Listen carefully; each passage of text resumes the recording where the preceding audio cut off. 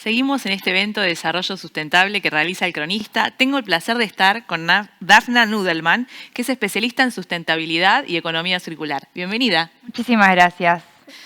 Bueno, antes que nada te quiero preguntar, ¿cómo empezó La Loca del Tupper, ¿no? Que recordemos que es tu Instagram por el cual te hiciste conocida, ¿no?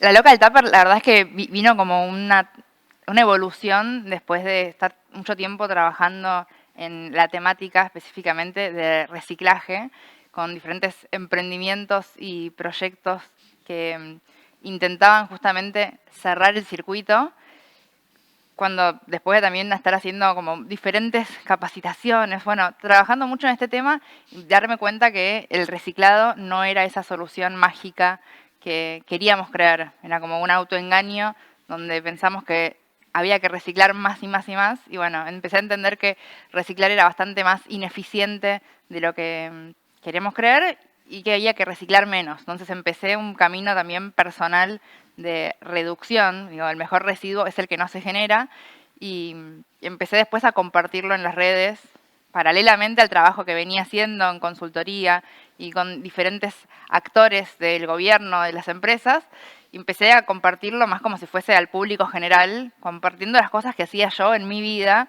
para también ser como coherente con el estilo de vida sustentable que tenemos que tener. Me quedo con este concepto que decís que es ineficiente en algún punto el reciclaje. ¿Me podrías expandir un poco eso? Bueno, es más eficiente que partir de materias primas vírgenes, eso seguro, se ahorra energía, se ahorra agua, pero también se gasta energía, se gasta agua, se gasta combustible para llevar de un lugar a otro. Entonces, cuando estamos hablando de materiales que son descartables de un solo uso, bueno, es más eficiente usar algo reutilizable y lavarlo que estar usando materiales eternos que van a tener una vida útil de 5 minutos. Entonces, en ese sentido, la verdad es que lo más eficiente es reutilizar. Y ahí es donde necesitamos empezar a cambiar la mentalidad de la economía lineal que venimos teniendo, como más acostumbrados a la comodidad, a ir con las manos vacías y que nos den los envoltorios gratis, las bandejas gratis. Digo, la Loca del Tupper viene justamente con la idea esto de, bueno, voy a ir con mi propio tupper a buscar lo que yo quiero, que es la comida o el helado, ahí como empezó todo, porque a mí me interesa el contenido, no el contenedor. Entonces, bueno, el contenedor lo llevo yo. Y eso con todo, ¿no? Como que va aplicando todo a empezar a pensar un poco más en clave circular y en clave de reutilizar las cosas en vez de esta cosa más de derroche, de producir y tirar, que es lo que venimos acostumbrados lamentablemente. ¿Y ves cada vez más interés en temas de sustentabilidad? Mismo lo ves en las redes y el crecimiento que tuviste. ¿Cuándo arrancó esto y cómo está el crecimiento hoy? ¿Cómo lo ves? Bueno, yo arranqué arranqué yo en 2010-2011 y en 2018 recién empecé con La Loca del Tupper, con la cuenta en Instagram, y sí hubo muchísimo, creció mucho el interés, lo vengo viendo yo desde las primeras iniciativas que hacía por 2010, que éramos muy poquitas personas, a cómo se fue sumando la gente, especialmente en 2019, y como hubo quizás un despertar un poco más masivo, yo creo que de la mano de todo lo que tiene que ver con el movimiento de jóvenes que quieren, como que empiezan a reclamar cuestiones de políticas públicas por el clima. Entonces, a partir de ahí creo que hubo un despertar donde, bueno, ya las personas que estamos hablando de este tema no somos hippies que medio que nos despreciaban un poco. Es como, bueno, no, hay que prestarle atención a esto, ¿no? Un poco también todo lo que tiene que ver con los objetivos del desarrollo sostenible empiezan a tener cada vez también más cabida en las agendas gubernamentales, en las empresas,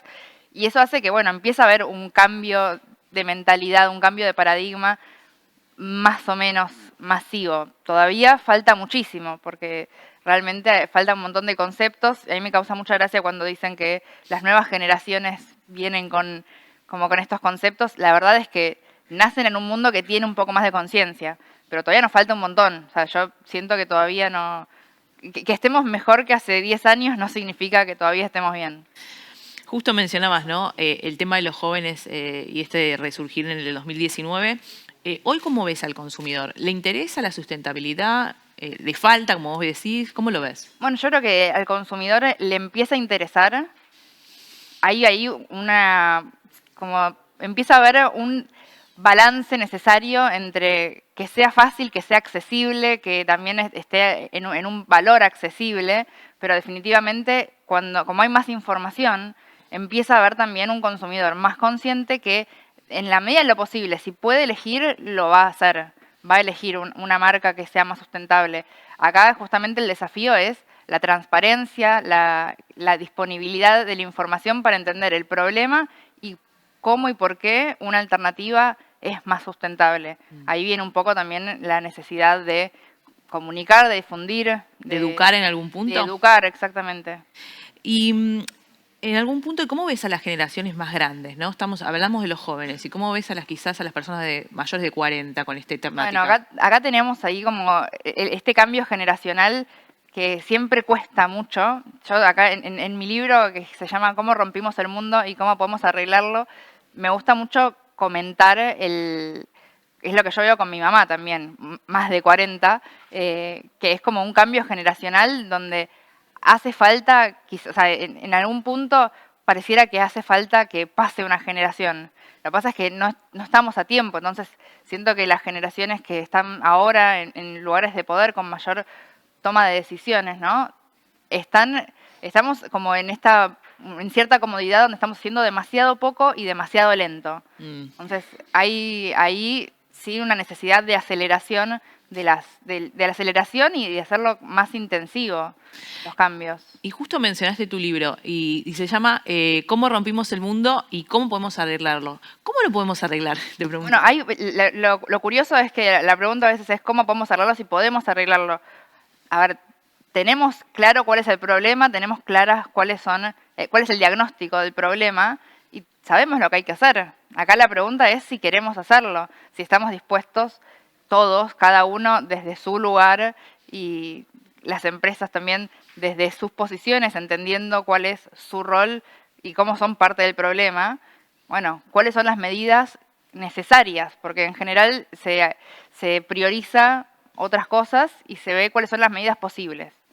Está bien, o sea, entiendo, yo siempre justamente hablo mucho del activismo imperfecto, porque no podemos cambiar todo y cambiar todo al mismo tiempo y cuesta, pero siempre nos quedamos ahí como en lo posible que es fácil y no profundizar con lo que es necesario. Entonces, podemos cambiar, podemos arreglarlo, podemos. El tema es si queremos, si estamos dispuestos a hacer lo que hace falta. Y en esta búsqueda también, ¿hoy el consumidor se fija qué está haciendo la empresa en términos de sustentabilidad para elegir comprar una marca y no otra?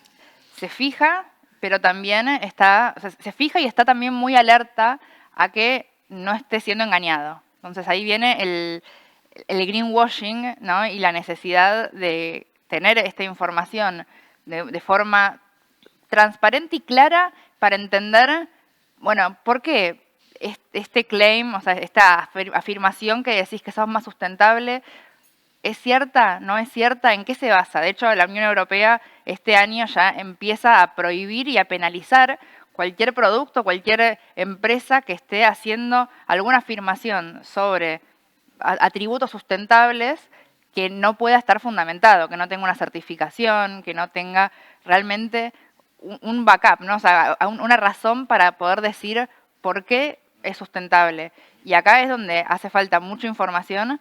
El consumidor, como se dice, no come vidrio, o sea, realmente está cada vez penalizando más este greenwashing y empieza a ser cada vez también más, de alguna forma, como un círculo virtuoso, ¿no? Porque en algún punto, al estar empujando porque las marcas no hagan greenwashing, la realidad es que necesitamos marcas que estén comunicando cada vez mejor y a veces hay un error de comunicación en las marcas. Yo trabajo mucho también en esto con la comunicación. Yo vengo del lado de la comunicación. Entonces, ¿cómo trabajan las agencias que quizás no saben de ambiente? Entonces les da lo mismo decir que algo es reciclable o reciclado, que algo es compostable, que algo es biodegradable. Y la verdad es que hay que entender qué significa una cosa, qué significa la otra y hablar con propiedad. Entonces decir, bueno, ¿por qué este producto es sustentable? Por esto, por esto, por esto, y decirlo bien. Y en todo caso, también ver qué se está ocultando cuando se dice esto es sustentable y qué es lo que no.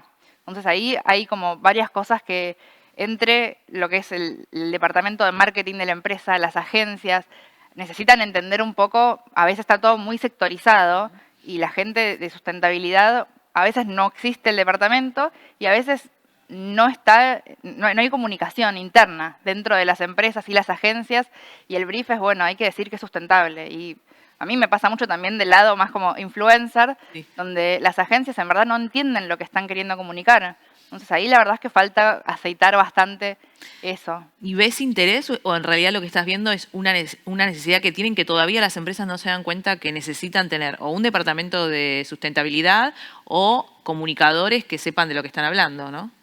Ambas cosas, o sea, sí creo que es más la falta y todavía falta también como esa concientización interna de no lo estoy haciendo bien. Todavía falta ahí la autopercepción de que quizás hay cosas que mejorar que realmente no están bien, ¿no? Porque salen con orgullo a comunicar ciertas cosas y desde afuera se ve que es un greenwashing muy alevoso. Y a veces incluso lo que termina pasando, y eso también me pone mal, es que una buena medida que sale a estar mal comunicada termina pasando como greenwashing y no lo era. Mm.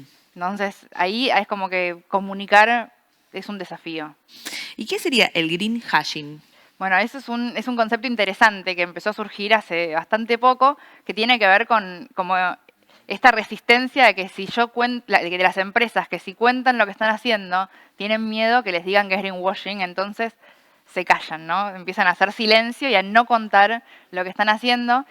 Y al fin y al cabo también eso termina siendo perjudicial, porque si lo hacen, pero no lo cuentan, eso es algo que no estaría como empujando a que toda la industria cambie, porque cuando cambia, especialmente los jugadores más grandes, cuando hacen un cambio positivo, empiezan a empujar, como se dice, ¿no? la competencia a que ellos también hagan ese cambio, porque se van a quedar atrás.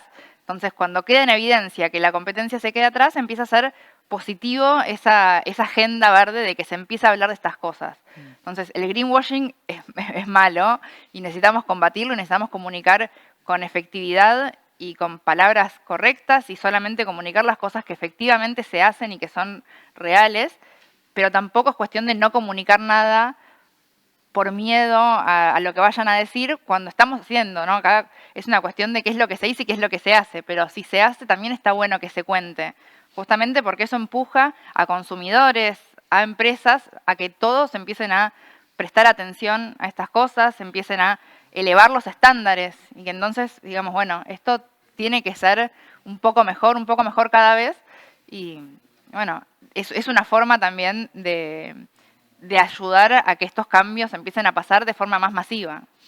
¿Y cómo ves a las empresas en el país en relación a lo que está pasando en el mundo, ¿no? Con las políticas de sustentabilidad? ¿Nos falta o vamos en buen camino? Veo que las empresas que empiezan a darle como más cabida a estas cosas son las que tienen una bajada internacional. Es muy difícil que haya empresas, o sea, existe, no digo que no haya, pero en general con el contexto local termina siendo una prioridad bastante menor dentro del contexto económico. Las pymes o las empresas acá, a menos que tengan esta bajada internacional o que estén comerciando con el exterior, no le terminan dando prioridad a estas cosas. Y si lo hacen con mucho esfuerzo, cosa que es muy valorable, pero de vuelta, ¿no? O sea, en la medida en la que empieza a haber apretar un poco el zapato, ya es como, bueno, deja de ser una prioridad. Así que me parece que todavía no llegamos a entender cómo estas cuestiones más de la sustentabilidad pueden ser parte del negocio, que no son justamente, nosotros tendríamos que pasar, ¿no? de este marco de estos conceptos de responsabilidad social empresaria, donde estamos haciendo caridad o estamos haciendo algo bueno que está alejado del negocio, entender que tiene que estar toda la economía circular, más cuestiones que tienen que ver con las operaciones, o sea, qué hago, cómo lo hago y cómo manejo todas mis operaciones en términos ambientales y sociales, es algo que es intrínsecamente relacionado con el negocio. No es que sea, bueno, me encargo solamente del packaging o me encargo solamente de qué hago con una escuela o una plaza o una plantación de árboles, sino qué producto estoy haciendo yo y cómo puedo incorporar y cómo puedo mejorar mis procesos. Entonces ahí es donde todavía falta, todavía parece que no llega el mensaje. Me pareció muy esclarecedor la charla. Te quería agradecer, Dafna, por el tiempo. Y nada, seguimos, gracias. Seguimos en este evento de desarrollo sustentable con nuestro próximo panel.